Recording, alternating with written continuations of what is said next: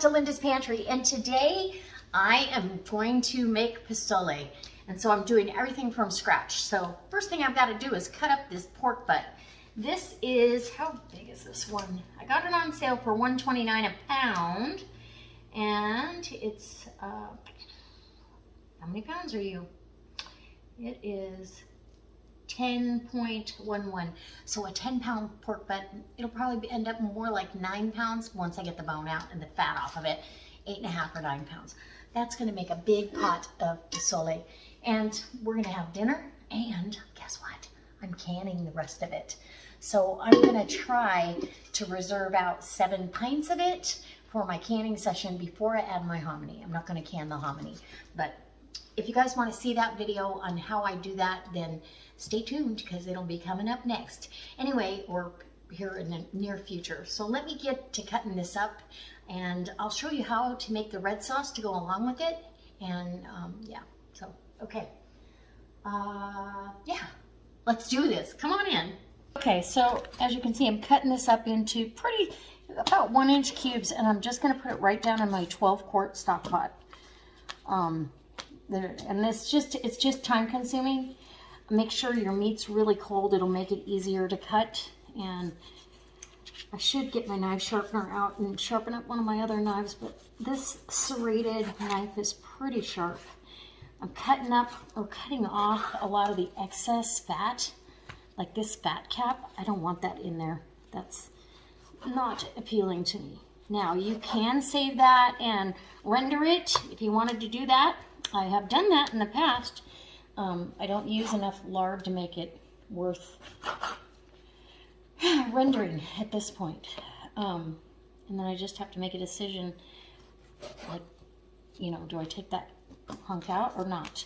So anyway, that's what I'm doing right now. So as soon as I get this all cubed up and in the pot, I'm going to cover it with water, and we're going to start the process. And you're boiling it, and then you're going to skim off the excess fat on top and any scum that might come out of the meat, the impurities, you know, any of that foam you want out of there. So this is such a good dish. A little bit labor intensive.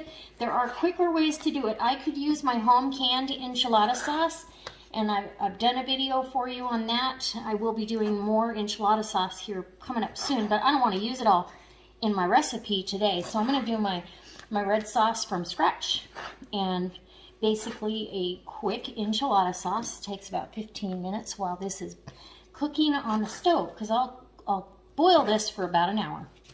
Okay, I'll bring you back when I've got something else to show you. All right, so I got all my meat cut up, and I covered it with a few quarts, probably 3 to 4 quarts of water.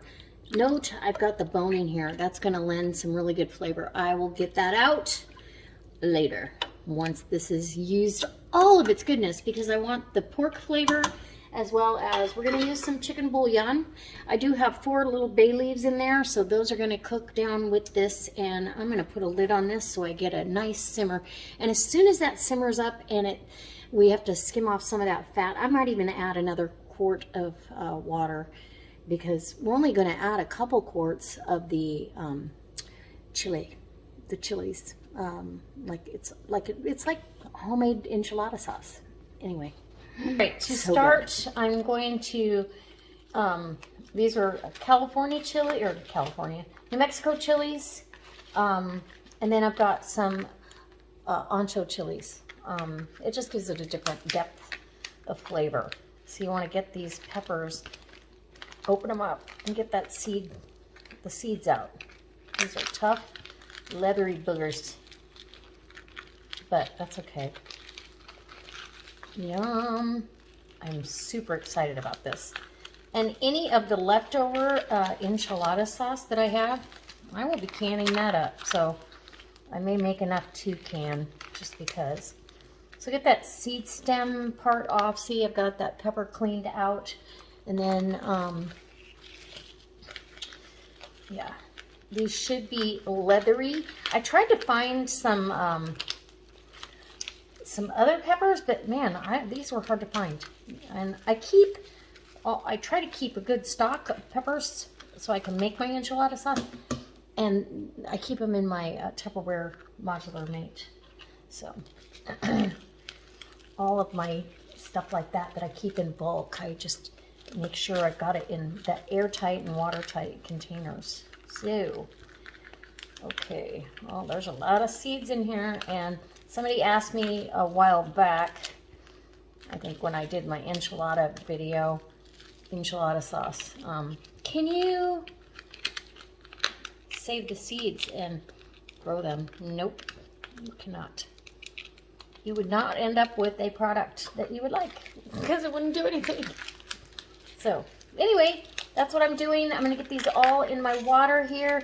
I'm gonna cook them down for 15 minutes, no longer, because you'll end up with a bitter chili.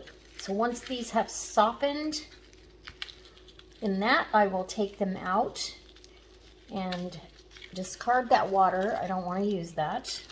Again, I don't want it to be bitter, and it can be. So I want as much flavor as I can get, but without the bitter.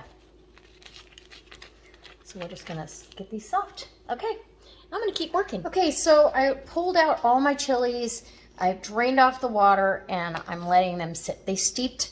Literally, I brought that water up to a boil. As soon as it started simmering, I shut it down, and it's down. In this 5-quart stock pot, I've got 2 healthy 2.5 quarts of water, and I'm going to add some chicken bouillon, and we're going to do to taste, honestly, but I want a nice chicken flavor in there. I've got a white onion here, and I'm gonna get that in.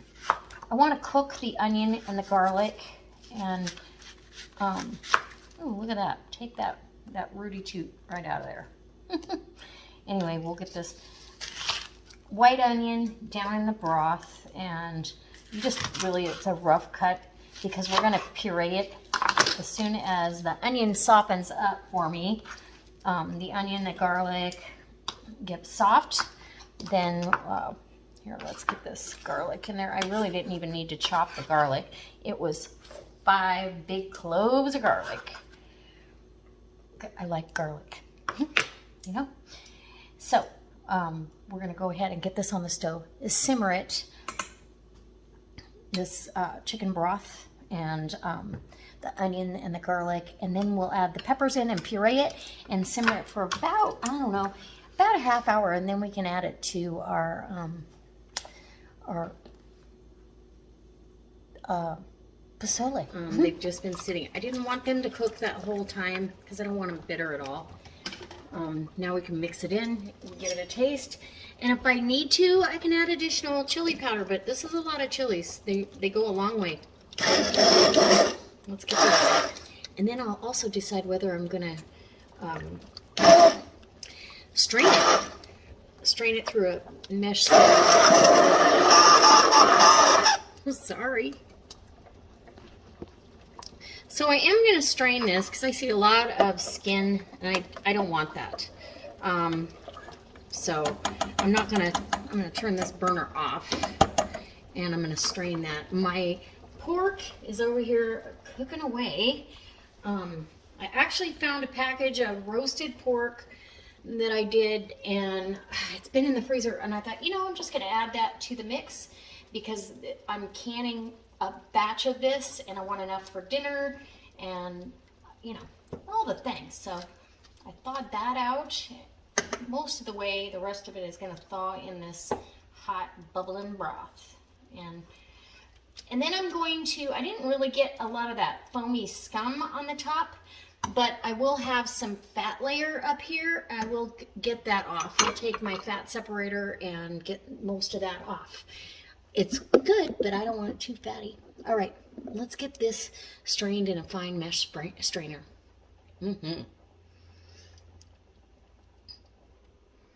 Okay, so can you see the layer of fat? I don't want that in my broth. So I'm going to keep that, reserve that. I'll pour the broth back in to the pot, but that fat is staying out of the soup.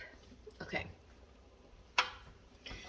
So here we go. We'll pour that back in, and don't get any of the fat in there. I mean, you're gonna have a little bit. I'm not getting all of the fat off of this, but I don't. That's a fair amount of fat right there. If you put that in the fridge, it would turn pretty solid. So anyway, I'm getting that out of there. All right, and now I'm gonna strain this. I'm gonna strain the enchilada sauce right into a pan. So let's, I can show you. And then the enchilada sauce will go directly into the pot where it will finish cooking for the rest of the afternoon. Oh yeah. I just don't want any of those skins, any of that. It's not that tasty. And if I can any of this, I don't, yeah, it tends to, the skins get even tougher after you can them. So, if I had a Vitamix or something like that, maybe I would be able to forego this step, but for me, I want it as nice and pure as possible. All right. Woo, I'm getting excited, and I want to taste it.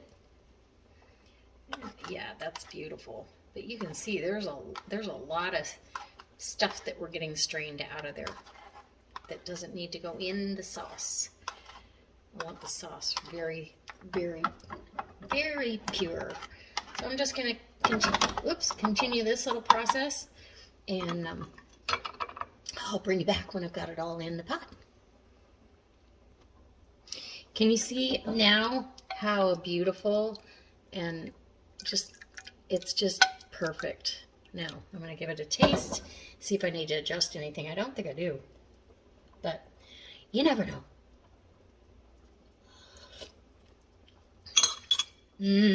Yum. And just that little bit, that's how much skin and stuff that I don't want in there. Oh, that's delicious. Okay.